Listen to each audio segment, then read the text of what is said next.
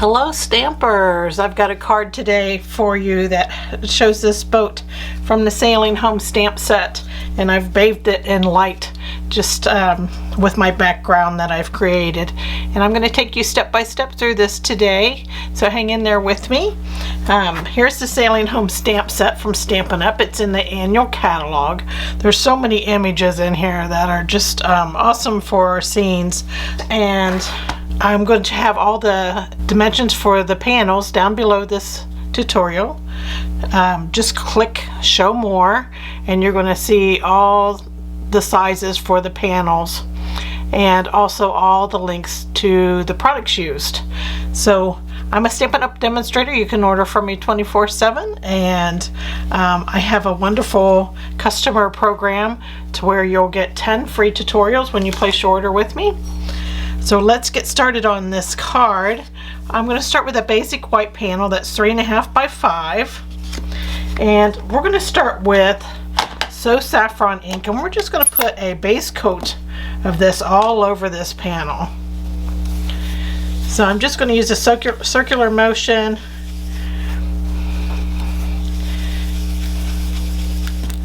Just really get it on there. Make sure your ink pads are well inked. A lot of times people are like, can't believe how bright your colors are. Well, my ink pads have ink on them, which really helps. So yeah, make sure they're inked well. There we go. There's our So Saffron. And you're probably wondering, well, if you put So Saffron all over the cardstock, why didn't you just start out with a So Saffron panel? Well, you don't get the same look. This So Saffron ink that I put on is kind of like a base coat, and all the other colors kind of blend in with it. Where the panel, if you did like a So Saffron panel, it wouldn't be the same. Try it sometime. You know, it's definitely a learning experience. So there's our So Saffron. Next we're going to bring in Pumpkin Pie, and I'm going to use another blending brush. I have a blending brush for about every color, or color family I should say. Like I have a blending brush for my oranges, one for my yellows, and that. So we're going to leave a light area up here, just showing the So Saffron. So I'm not going to cover up all of the sky. I'm going to leave like a really light area up here. It doesn't have to be circular, as long as you have just a light area. People will grasp that that's probably where the sun is shining through, right? All right, and then down here at the bottom, I'm going to bring color in from the side, and I'm going to leave the area down below that spot just So Saffron. And I'm bringing it in, just wiping it really from the side of the cardstock in and lifting. And you can turn it around and do it the same way this way. It's nice to have that light area there. And I leave it all the way to the bottom. Not fun. Doesn't take much to create this background either. There we go. And now I'm going to rip a post-it note. I have a 3x5 post-it note here, and I'm going to rip like a mountain shape in this post-it note. This is the sticky part. You know, no two mountains are alike, so rip it however you like. So there's that, and I want it at the top of my cardstock, and I'm going to put another post-it note down here, and right above that light area is where I want my sticky part. And I'm going to line it up with the left side of my panel there, so I know that's straight across. Okay, and now I want my mountain shape. I want it kind of lower and over to the right some for this particular mountain. So there I have plenty of panel at the top of it, and I'm not covering my whole light area. My light area is a little further over. Okay, let's get out some Cajun Craze for this little mountain here. And I'm really going to lightly put this on. I don't want to put it on real dark. Just hold that Post-it note down as you're working it. Okay, and there's your first hill or mountain, whichever one you want to call it. And now I'm going to move this Post-it note over and up. And we're going to cross over part of that mountain there. We're going to get out Memento Tuxedo Black for this. And I'm going to bring out a black blending brush. And we're going to fill that in just like we did our other one. Just make sure you fill it in really dark. Okay, you want it nice and black. You don't want any of that Cajun Craze mountain showing through.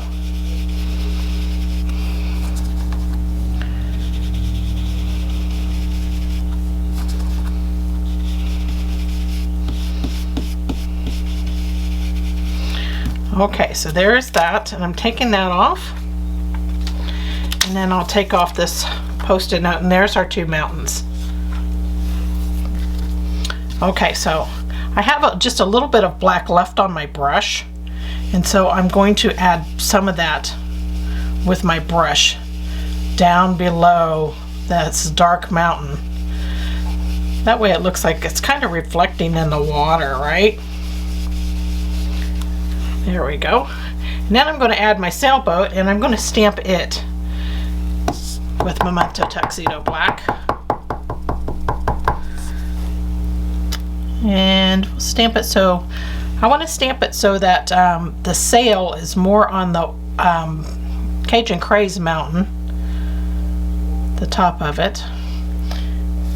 And we want it to be straight, right? There we go. So there's our boat, our little sailboat.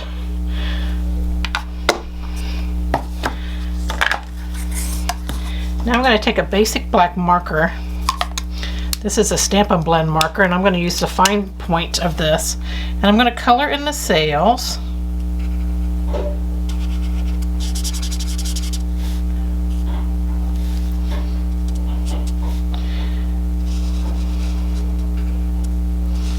We're making this a silhouette, is what we're doing.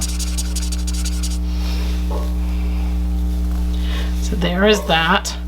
I'm going to color in the boat. There's the top of the boat. And I'm going to leave a little line in between the top of the boat and the bottom of the boat.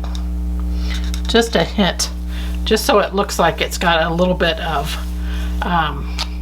highlight there. Okay, and then I'm going to take a little basic black. I'm going to make sure I don't have much on there. And I'm going to bring this down a little bit under that boat, just so it looks like it's got some color shining on the water from the boat. So there's that. Okay, now we just need some highlights. See how quickly this panel came together? It's great. We're going to put our highlight on the left side of the sail, okay, on both sails. We're going to do it like right along where we left that little line. And then I like to add some around the boat where those dark lines are, like the ripple of the water. And then we're going to add just some lines in the water also. Now these are different length lines up here. I'm just touching down. Just try to keep them parallel. You don't want any upward strokes. There we go. And there is our water. So that's our scene all done, and we're ready to put it together. This was a white chalk marker, by the way, if I didn't say so earlier. And now we're ready to put our panels together. I have a basic black panel here to back my main image panel, and this panel is 3 5/8 by 5 1/8, so it's 1/8 larger than our main panel.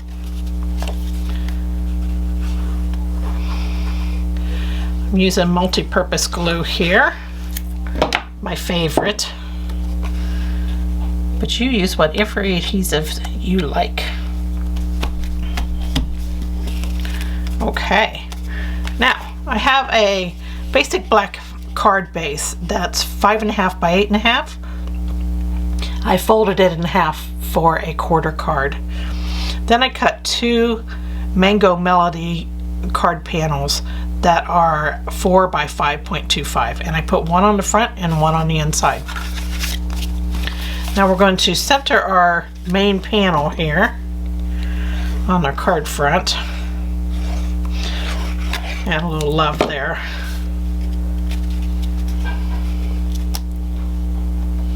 My customer Mary Ann used to say that all the time.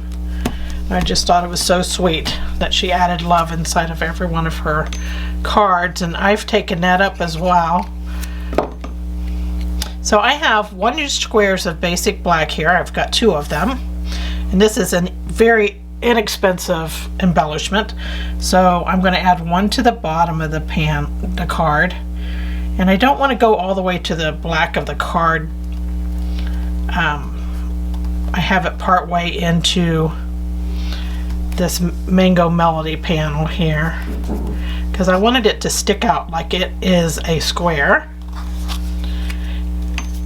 And we'll do the other one the same way, only at the top of the panel.